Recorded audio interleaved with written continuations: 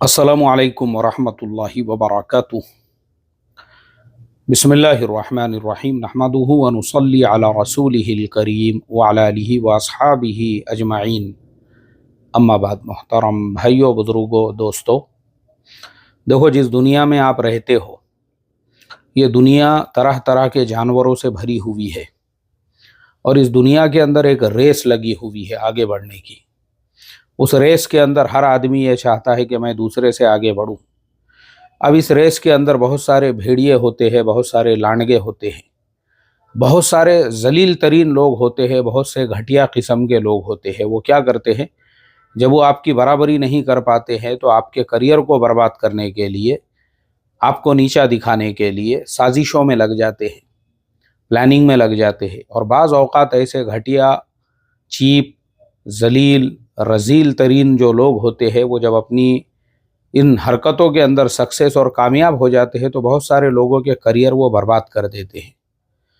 लेकिन अगर उनके मुकाबले के अंदर उनका बाप खड़ा हो, जो हर तरह से उनका मुकाबला करे, तो फिर एक वक्त ऐसा आता है कि कामयाबी आपके कदमों में होती है और वो जलील, रजील और भेड़िए और लांडगे किस्म के जो लोग होते हैं, अल्लाह ताला उनको दुनिया में ही जलील व खार करता है। एक वक्त ऐसा आता है कि वो खुद, जो आपकी लाइफ, आपकी ज़िंदगी बर्बाद करने के लिए निकले थे, वो खुद आपके दरवाजे के ऊपर अल्लाह ताला उनको भीख मांगने के लिए पहुंचाता है। ये वाक़या तो आपने हज़रत यूसुफ़ अलैहिस्सलातु वस्सलाम की ज़िंदगी में देखा ही होगा। जिन भाइयों ने कुएं के अंदर डाला था, एक वक्त ऐसा आया कि वही भाई उनके पास में अनाज मांगने के लिए पहुँचे। हज़रत मूसा अलैहिस्सलातु वस्सलाम का वाक़या देखो, जिस फ़िरऔन ने बनी इसराइल के बच्चों का कत्लेआम मचाया था। एक वक्त ऐसा आया कि अल्लाह तबारक व ताला ने उन्हीं हज़रत मूसा अलैहिस्सलातु वस्सलाम को फ़िरऔन के महल में पहुंचा दिया। ये सब अल्लाह का निज़ाम है। तो इसलिए हमको अल्लाह तबारक व ताला ने एक सोचने समझने की सलाहियत अता फरमाई है। हमारा काम यह है, हम अपनी ज़िंदगी के अच्छे बुरे फ़ैसले खुद ले।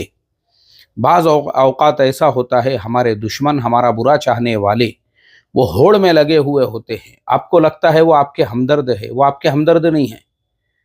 वो लोमड़ी की चाल चलने वाले एकदम प्यार से, मोहब्बत से, प्रेम चोपड़ा बनकर आपके पास में आएंगे, एकदम नरमी से, एकदम प्यार में, एकदम मोहब्बत से, एकदम मीठी मीठी बातें करके। हो सकता है ऐसे लोग आपका घर तुड़वा दे, ऐसे लोग मियाँ बीवी के झगड़े लगवा दें, ऐसे लोग ख़ानदानों को तोड़ दे, ऐसे लोग घर के अंदर जो है फूट पैदा कर दे, ऐसे लोग आपका करियर बर्बाद कर दे, आपके बिजनेस को बर्बाद कर दे। ऐसे लोग, ये इंसान की शक्ल में शैतान होते हैं। और ये सारी तमहीद जो मैंने बांधा हूँ, वो आपको ये समझाने के लिए। देखो, ये जो तस्वीर आपको नज़र आ रही है, पता है ये कौन है? ये है विनोद कांबली। आज के बच्चे जो विराट कोहली की बैटिंग देखते हैं, आज के बच्चे जो आजकल के जो नए नए बच्चे आ रहे हैं मार्केट के अंदर, शुभमन गिल है, उमरान मलिक है, और इस तरह के जो बैट्समैन हैं, आप लोग उनको जानते हैं। और बॉलर्स जो नए क्रिकेटर्स हैं, मिसाल के तौर पे, आप लोग उनको पहचानते हैं। आपको विनोद कांबली का ज़माना नहीं पता है। हमने विनोद कांबली को लाइव खेलते हुए देखे हैं। 93, 94, 95 और 96 का वर्ल्ड कप सेमीफाइनल के अंदर विनोद कांबली रोते हुए स्टेडियम की तरफ जब बढ़े, तो ये सारा वाक़या हमारे ज़माने के, उस ज़माने में हम लोग टीनेजर हुआ करते थे। हमारी एज उस ज़माने के अंदर 12, 13, 14, 15, 16 साल हुआ करती थी। हमने उस ज़माने के अंदर विनोद कांबली को, आपको पता है विनोद कांबली का एक ऐसा, मतलब लोगों के अंदर इम्प्रेशन था कि जब तक विनोद कांबली पिच के ऊपर है तो लोगों को 100% इस चीज़ की गारंटी होती थी कि इंडिया मैच जीतेगा। मैं आपको विनोद कांबली के सिर्फ 2 रिकॉर्ड्स ऐसे बताता हूं, आपको कहीं पे भी वो नहीं मिलेंगे। पहला रिकॉर्ड ये है कि यही विनोद कांबली, देखो इनकी दोनों तस्वीरें, इन्होंने लगातार 2 टेस्ट मैचों में 200 यानी डबल सेंचुरी इन्होंने 2 टेस्ट मैचों में लगातार 93 के अंदर इन्होंने मारे थे। मतलब तहलका मचा हुआ था। ये विनोद कांबली थे जो पेप्सी का ऐड दिया करते थे। ये विनोद कांबली वो थे उस जमाने के अंदर, मैच जिताने की गारंटी, मतलब विनोद कांबली। और दूसरा रिकॉर्ड आप जाओ जाके देखो, आज तो गूगल का ज़माना है, ठोकम ठाक फेकम फाक नहीं है कि मैं बोल रहा हूँ और आप सुन रहे हो। आपको पता चलेगा टेस्ट क्रिकेट में इंडिया की तरफ से आज भी आप देखोगे सबसे ज़्यादा जो स्ट्राइक रेट है वो किसका है पता है आपको? वो वीरेंद्र सहवाग का नहीं है, वो वीवीएस लक्ष्मण का नहीं है, वो राहुल द्रविड़ का नहीं है, सुनील गावस्कर जिनको गॉड ऑफ द क्रिकेट भी कहते हैं कुछ लोग। और अपने ज़माने के अंदर सुनील गावस्कर का भी एक तूती बोला करता था। उनके बाद सचिन तेंदुलकर जो भारत रत्न है, भारतीय गवर्नमेंट ने उनको भारत रत्न का अवार्ड दे दी। आप सोचो ऐसे बड़े बड़े क्रिकेटर्स, उनका भी स्ट्राइक रेट विनोद कांबली से कम है।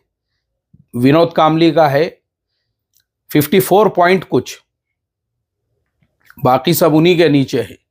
सचिन तेंदुलकर 52 है, गावस्कर साहब 51 है। ऐसे सब आप नीचे आओगे ना तो आपको सब विनोद कांबली के नीचे ही मिलेंगे। विराट कोहली वगैरह जो भी हो, आज के भी क्रिकेटर हो, वो विनोद कांबली हुआ करते थे। लेकिन विनोद कांबली की जिंदगी में ये ढलान कैसे आई, विनोद कांबली का करियर बर्बाद कैसे हुआ? देखो क्या होता है मालूम है क्या? आप जब जिंदगी में आगे बढ़ते हो, आपके बहुत सारे दुश्मन होते हैं दोस्तों की शक्ल में। वो आपके दोस्त नहीं होते हैं, वो दुश्मन होते हैं। उनके अंदर आपके लिए कीना, कपट, हसद, जलन भरा हुआ होता है, प्रेम चोपड़ा की तरह से। लेकिन वो उसको जाहिर नहीं करते हैं, वो अपने दिल में ही वो कपट रखते हैं और मौके की तलाश में होते हैं। उनको कब ऐसा मौका मिले वो आपको नुकसान पहुंचा सके। अब मिसाल के तौर पे आपका करियर अच्छे तरीके से चल रहा है, वो आपको गलत राय देंगे, कारोबार के लाइन से मिसगाइड करेंगे। मैं आपको उसकी एक और मिसाल देता हूँ। मेरे एक दोस्त है, एक प्रॉपर्टी मैंने उनसे लिया था और कुछ पैसे मैंने उनको जो है ज़्यादा दे दिया था। ज़्यादा मतलब उन्होंने मेरे से कर्ज लिए थे। अब मैं बार बार तकाजा करने लगा, 1 लाख रुपये थे वो, तो उन्होंने 50,000 दिए। उसके बाद में फिर थोड़े थोड़े करके इस तरह से वो देते थे। तो मैं एक दिन उनके पास में गया और वो अच्छे मेरे ताल्लुकात वाले हैं। मैं बोला यार इतने बड़े आदमी, तुम करोड़ों की डील करने वाले, ऐसा क्या हो गया? मैं बोला तुम्हारे साथ में कि तुमको हमारे पैसे जो है 5,000 10,000 इस तरह से करके देना पड़ रहे हैं। उन्होंने बोले मुफ्ती साहब मुझे देखो, बोले मेरे ही रिश्तेदारों ने फंसाए। मैं बोला कैसे फंसाए आपको? बोले मैंने फुलानी प्रॉपर्टी बेचा, 2 करोड़ रुपये मेरे पास आए हुए थे। अब मैंने अपना समझ के बहुत सारे लोगों से मशवरा लिया, भाई 2 करोड़ रुपये है मेरे पास, किस बिजनेस में लगाना चाहिए, किस कारोबार में लगाना चाहिए। अब बहुत सारे लोगों से मैं राय मशवरे ले रहा था। अब एक रिश्तेदार बोले मेरा, वो मेरे पास में एक दिन आया, खुद ही चल कर आया। उसको पता चला कि मैं लोगों से राय मशवरा ले रहा हूँ, रिश्तेदारों से, मतलब जो ख़ास लोग हैं। लेकिन ख़ास लोग भी जो है वो भी कभी कभी आपकी बात आम लोगों तक पहुंचा देते हैं। वो जैसे नवाज देवबंदी साहब का एक शेर है, मशवरा कर लिया था अपनों से और ख़बर पहुंच गई गैरों तक, इस तरह से वो शेर है। तो वो गैरों तक जो खबर पहुंची है वो किसके ज़रिए से पहुंची है? अपनों से मशवरा तो आपने कर लिया था, इसके लिए गैरों तक खबर पहुंच गई। तो इसके लिए वो जो हमारे दोस्त है, मैं जिनकी बात बता रहा हूँ, वो रिश्तेदार तक भी खबर पहुंची। बहुत वलवली हो रही बोले इनको पैसों की। फिर अब आया वो उनके पास। आने के बाद उसने बोला और हाजी साहब माशाअल्लाह। अब देखो असल क्या होता है मालूम है, हम लोगों को जो है ना, हमारे अंदर सेंस जो होता है ना, जो समझ होती है, बहुत ज्यादा कमी है। हम मीठी मीठी बातों में, मेरे जैसा कड़वा बोलने वाला रहेगा तो लोग क्या बोलेंगे, अरे बहुत कड़ू है वो, बहुत कड़वी बातें करता वो, अरे बहुत, देखो तुमको उसके दोस्ता जरा भी नहीं मिलेंगे। और ये बात सही है, मेरे दोस्त वगैरह बिल्कुल भी नहीं है, ना मेरी कोई बैठक है। मेरे दोस्त भी वही टाइप के हैं जिनको मेरी कड़वी बातें समझ में आती है और वो बर्दाश्त करते हैं। मैं दोस्ती भी वैसों से ही रखता हूँ, बहुत लिमिटेड। लेकिन जिसको कड़वा नहीं समझ में आ रहा ना, मैं खुद रवानगी के आदाब ले लेता हूँ। मैं बोलता हूँ भाई चलो यहाँ से हादा फिराक़ु बैनी व बैनक, अपने दोनों के रास्ते अलग अलग हैं। तो कड़वा बोलने वाला जो होता है ना, वो समझ में नहीं आता। हालांकि हज़रत उमर फारूक रजी अल्लाह ताला अन्हु का कौल है, तुम्हारा सच्चा हमदर्द वो है जो तुमको टोके,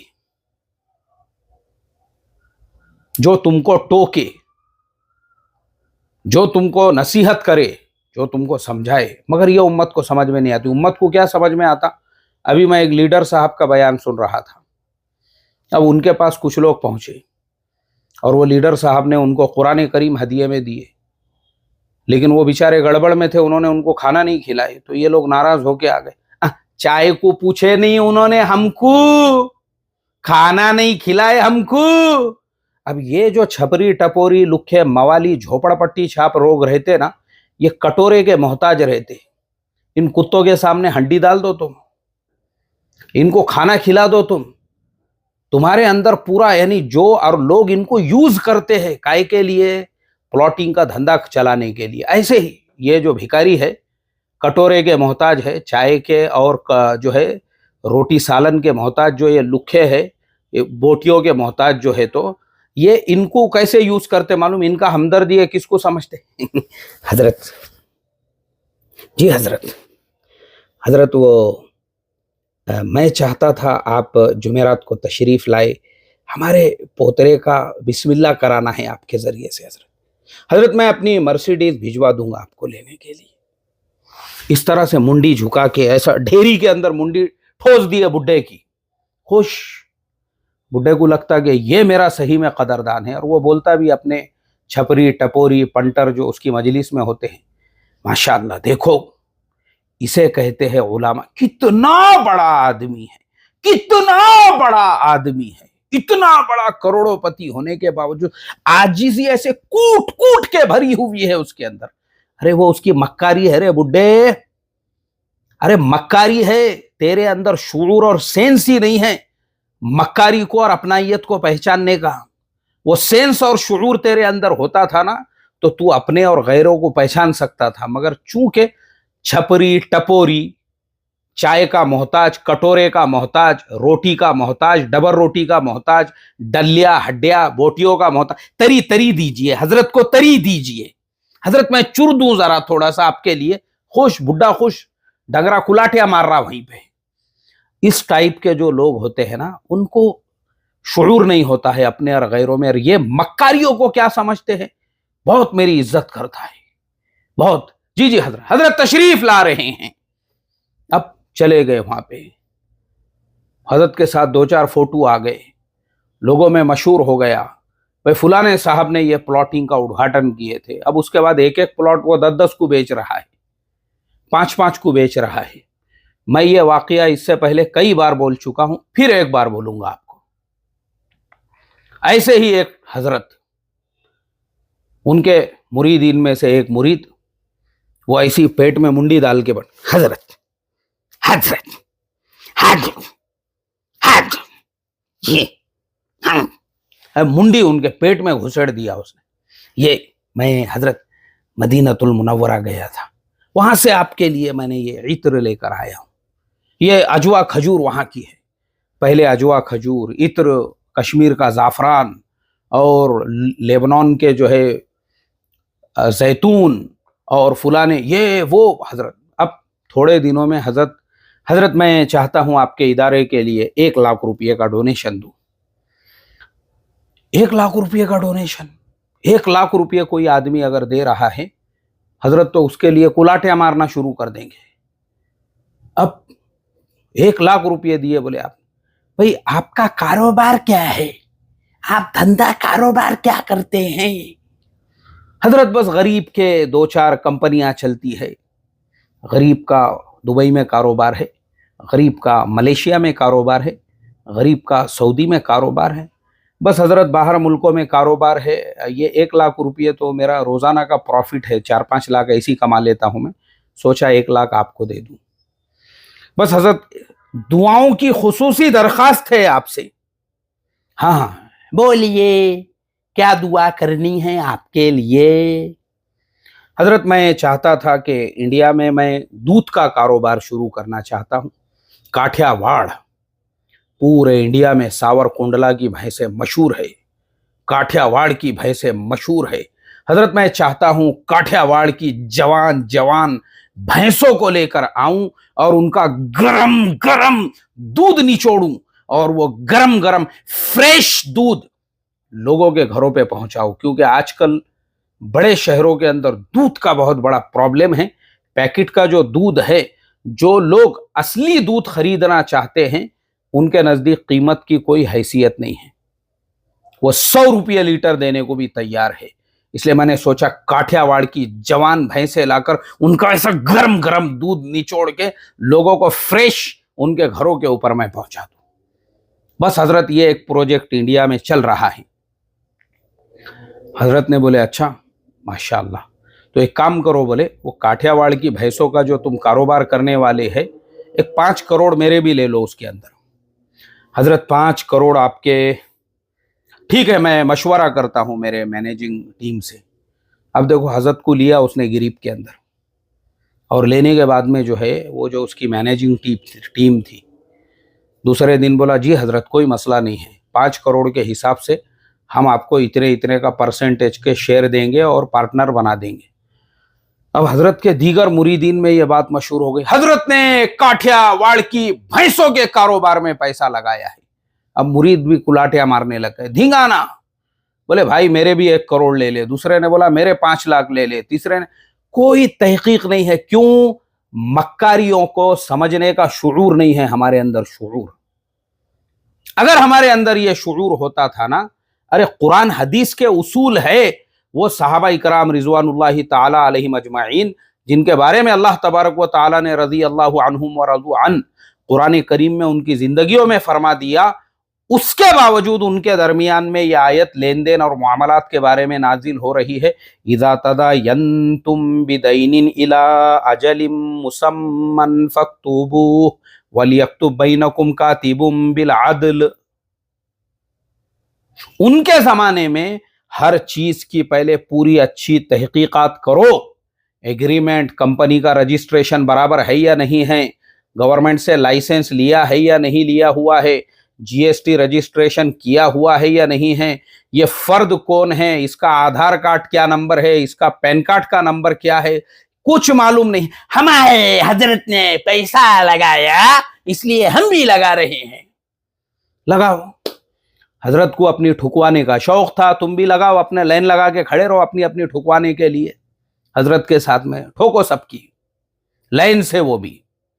अब हजरत को 5 करोड़ का जो है उनको शौक उठा था ना, 5 करोड़ के डांडू का।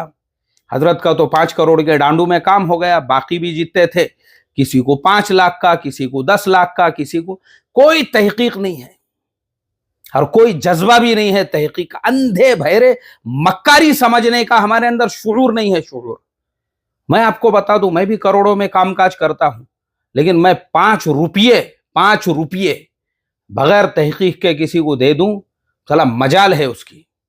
5 रुपये भी, हाँ, ऐसा हम सदका ज़कात जो देते हैं वो दिए, खत्म हो गया मसला, जा बाबा जा उधर, हो गया, हमारा तेरा कोई मामला नहीं है। लेकिन पार्टनरशिप, उधारी बिल्कुल नहीं करता मैं ये सारे मामलात। मसला ही अपने पास जगह ही नहीं है उसके लिए। और यहां लोग बगैर तहकीक के लुटा दिए लोगों ने। कितने? पता चला 60 से 70 करोड़ रुपये। वो जो मक्कार मुरीद साहब थे, हजरत की ढेर मार मुंडी हजरत के ढेरी में ऐसा मुंडिया मार मार के उसने जो है 60-70 करोड़ रुपये हो गए। उसके बाद वो जो रवानगी के आदाब लिया वो भी उधर, काठियावाड़ के भैंसा भी उधर, गरम गरम दूध भी उधर। उसके बाद से आज तक उसका कोई आता पता नहीं है। ये हमारा प्रॉब्लम, शुऊर ही नहीं है। शुऊर, हम मक्कारी को समझ ही नहीं पाते। हमको स्ट्रेट फॉरवर्ड जो इंसान होता है ना, सीधी सीधी बात करने वाला, वो हमारे समझ में नहीं आता। तो वो जो हमारे दोस्त जिनकी मैं बात बता रहा था, ऐसे ही इंसान, उनके मक्कारी, अय्यारी, मीठी मीठी, ऐसा अल्फाज को ऐसा तोड़ मरोड़ के, ऐसा अंदर से आइन खौफ, ऐसा पूरा ऐसा निकाल के बात करने का, ताकि सामने वाला ज्यादा ग्रिप के अंदर आए, ज्यादा रीतर रगड़ के, और पूरा इस्तरी विस्तरी मिठे मामू एकदम बन के गुलाब जामुन का शीरा, ताकि सामने वाले को और कैसा मैं ट्रैप के अंदर ले सकूं। इस तरीके से वो हमारे जो दोस्त थे, उन्होंने बोले ठीक है भाई, क्या करूं? बोले चिकन का कारोबार शुरू करो। अब उन्होंने चिकन का कारोबार शुरू करे उसके भरोसे के ऊपर। अब जब चिकन का कारोबार शुरू किए तो उसने उनको बोला मैं तुमको कुछ होटल रेस्टोरेंट देता। बोले वहाँ पे तुम माल डाल देते जाओ और महीने में वसूली कर लेते जाओ। बोले ठीक है। अब ये जो मेरे दोस्त है बेचारों ने चिकन के कारोबार में ये होटलों वगैरह को जहाँ जहाँ उसने बोला माल देना शुरू किए और कम से कम उनके 50 से 60 लाख रुपये अटक गए। जिसको भी माल दे रहे वो पैसे दे रहा ही नहीं इनको, क्योंकि ये वो धंधे में नवे थे, इनको तजुर्बा नहीं था वो धंधे का। अब देखो वो बेचारों उनको उन्हें फंसा दिया और 60-70 लाख रुपये उनके अटक गए। वो धंधा भी बंद हो गया, चिकन की दुकान भी बंद हो गई। तो मेरे को वो बोलने लगे कि मेरे साथ ऐसा वाकया पेश आया, और जब मैंने अच्छी तहकीकात किया तो पता चला कि उसने पूरा प्लान बना के बहुत पैसे वलवल कर रहे ना, बोले इनको अपन ऐसा लेंगे, और वो सारा उसके जितने भी जहां जहां पे भी उनका माल गया वो सारे उसकी पहचानत वाले थे। आप मुझे बताओ, मेरा सवाल है आपसे, जो आदमी आपको मिठ्ठे में ले रहा, यानी ये जो विनोद कामली से हमने बात शुरू करे ना, इसका करियर लोगों ने ऐसे ही बर्बाद करे, इसको शराब का आदी बनाए। बहुत सारे लोग कमेंट करेंगे अरे नहीं मुफ्ती साहब वो तो शराबी बन गया था। शराबी बना नहीं था, उसको बनाए उसका करियर बर्बाद करने के लिए। ये वाकया मेरे साथ खुद हो चुका है, मैं बताता हूँ आपको। मैं एक मुसाबिक़े में हिस्सा लेने के लिए गया और मुसाबिक़ा कल था। आज जो है हमारा सबका टेस्ट हुआ, रिहर्सल। मेरी तकरीर 1 नंबर थी और वो 1 नंबर तकरीर के बाद में सब लोगों का बोलना ये था बस ये तो जीत गया, बोले पहला नंबर तो इसका ही है। अब मुझे जो है अब वो सारी चीज़ें हो गई ख़त्म। मगरिब के बाद में जो है हम लोग बैठे ऐसी, तो 2 साथी यानी वही जो मुकाबले में हम लोग हिस्सा लेने वाले थे, अरे चलो बोले अपन कुछ तो भी खा के आएंगे रेस्टोरेंट के अंदर। अब वो ऐसी ऐसी चीज़ें हमारे खाने में आ गई और ऐसी चीज़ें हमको खिलाई गई कि दूसरे दिन मैं जब खड़े रहा, मेरा नंबर आया, मेरा आवाज़ ही नहीं निकल रहा है, आवाज़ बैठ गया मेरा। ये मेरे साथ पेश आया हुआ वाकया बता रहा हूं मैं। तो मेरे अपने भी हमदर्द होते हैं बहुत सारे। फिर हमारे जो हमदर्द थे उन्होंने बोला अरे तुमने रात में क्या खाए? मैं बोला यार वो अपने फुलाने फुलाने और दोस्तों ने जो है हम लोग गए थे रेस्टोरेंट में और ऐसा ऐसा ये खाए वो खाए। तो उन्होंने कहा वो खाए नहीं, बोले वो तुमको खिलाया गया इसलिए ताकि तुम्हारा आवाज़ बैठे। देखो ये जो मक्कारियाँ होती है ना, हमारे मजहबी मामलों में भी ये सब चल रहा है। आपके करियर बर्बाद करने के लिए, आपको काम से बिठाने के लिए, आपको दीनी तहरीकों जमातों से दूर करने के लिए, या आप किसी तंजीम में या आप किसी मस्जिद में इमामत, आपको हटाने के लिए ये जितनी भी साजिशें षड्यंत्र होते हैं। अब आपका काम क्या है? आपको फैसला करना है, आपको विनोद कामली बनना है या सचिन तेंदुलकर बनना है।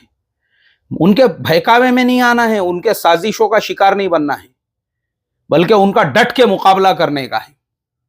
अपनी लाइफ अपन ने बनाने का है, अपना करियर अपन ने बनाने का, अपना फ्यूचर अपन ने बनाने का, अपनी पोजीशन अपना नाम खुद अपन ने बनाने का। जब अल्लाह ताला ने अपने को भी घोड़ा भी दिया हुआ है, मैदान भी दिया हुआ है, क्यों पीछे हटने का?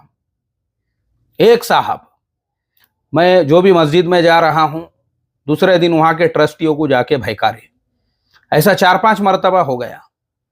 और मुझे पता चला कि ये हर मस्जिद में जाके जो है भयकाने का काम कर रहे। मैं जुमा के लिए कहीं पे मेरा तय हो गया और वो उसको लीडरी का बहुत कीड़ा था। मैं बोला ऐसा हमको उंगली करता तो अभी विधानसभा के इलेक्शन में एक पार्टी उसको टिकट देने वाली थी।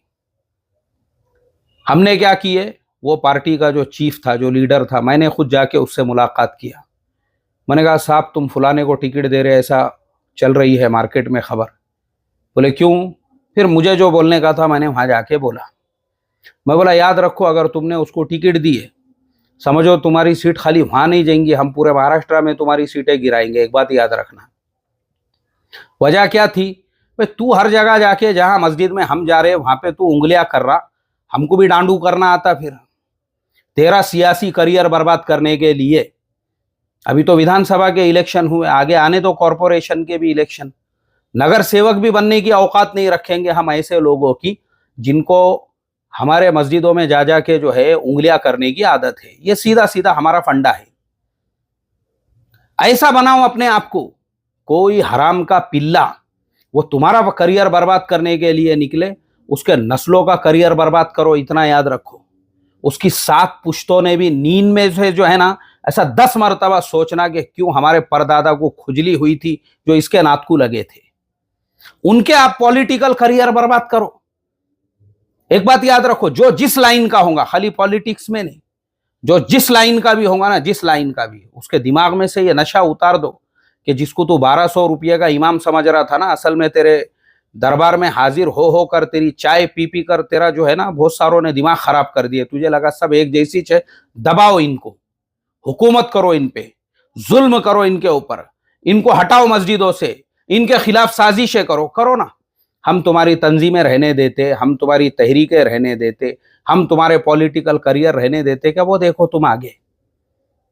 याद रखो, मैं आपको एकदम क्लियर बोल रहा हूं, मैंने खुद वो लीडर साहब से जाके मुलाकात किया। मराठी में ग्रेजुएट हूं मैं, तकरीर कर सकता हूं मराठी में, और करता भी था। बहुत सारे लोग मेरे बचपन में है जिनको याद भी होगा, मैं मराठी में तकरीर करता था जलसे जुलूस के अंदर। मराठी में तकरीर करने वाला आदमी हूं। किसको कैसी बात करने का है, अल्लाह का फजलो करम है। तुम हमारे मस्जिदों में जाके उंगली करेंगे, हम पॉलिटिकल जाके वहां पे डांडू करेंगे। मैंने बोला जाके, मैंने कहा, मैंने और क्या क्या कहा मैंने, वो फिर कभी मैं बताऊंगा एक आधे वीडियो के अंदर आप लोगों को, अभी उसका मौका नहीं है। लेकिन मेरा बताने का मकसद यही है, तुम हमारा विनोद कामली बनाने जाओगे, हम तुम्हारे करियर बर्बाद करेंगे, इतना याद रखो। तो अपने आप को ऐसा बनाओ, कोई हराम का पिल्ला, कोई इस तरह का हासिद, कोई लांडगा, कोई भेड़िया अपने आप को बनाओ। ये दुनिया जो है ना, रेस चल रही है यहाँ पे, रेस। सब अपने करियर बनाने में लगे हुए हैं और अपने औलादों को सेट करने में। सब, कोई अपनी औलादों को सेट कर रहा है, कोई अपने दामादों को सेट कर रहा है, कोई अपने बेटियों को सेट कर रहा है, कोई अपने पोतरे नवासों को सेट कर रहा है। सब सबके करियर बनाने के अंदर लगे हुए हैं। तुम कौन सी दुनिया में जी रहे हो?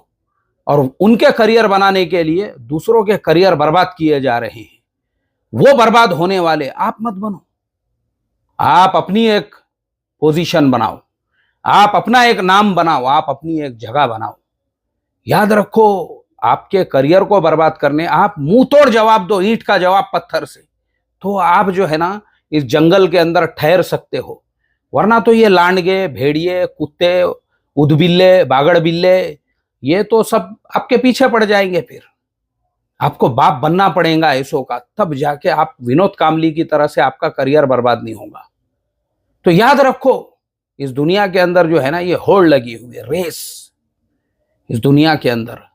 तो आपको अगर अगला विनोद कामली नहीं बनना है, तो पहले तो मिठापन निकालो अपने अंदर से। अभी मैं एक साहब का वीडियो देख रहा था, उन्होंने जो है बनियन पहनी हुई है, उसके ऊपर कुर्ता पहने हुआ है, कुर्ते पे सदरी पहनी हुई है, उस पे शेरवानी पहनी हुई है, उसके बाद वो अरब इमाम लोग पहनते हैं वो पहना हुआ है, फिर टोपी है, फिर दुपट्टा है, दुपट्टे पे एक और दुपट्टा है। मैं बोला भाई मेरे को उनका पता दो, मैं ऐसे 2-4 कंबल भी भेज देता हूं उनको हदिये में, कंबल भी ओढ़ उसके ऊपर। अरे क्यों इतना मीठा बन रहा भाई तू? किसने बोला तुझे? ये इतने जितना ज्यादा मीठा बनोगे ना, तो तुम्हारी ठुकाई के लिए लाइन लगेंगी, इतना याद रखो। मीठा मत बनाओ अपने आप को, कड़ू बनो, कड़ू। तो तुम जो है ना इस माहौल के अंदर सांस ले सकते हो, वरना अगले विनोद कामली फिर तुम बनोगे। अस्सलामु अलैकुम वरहमतुल्लाहि वबरकातुहू।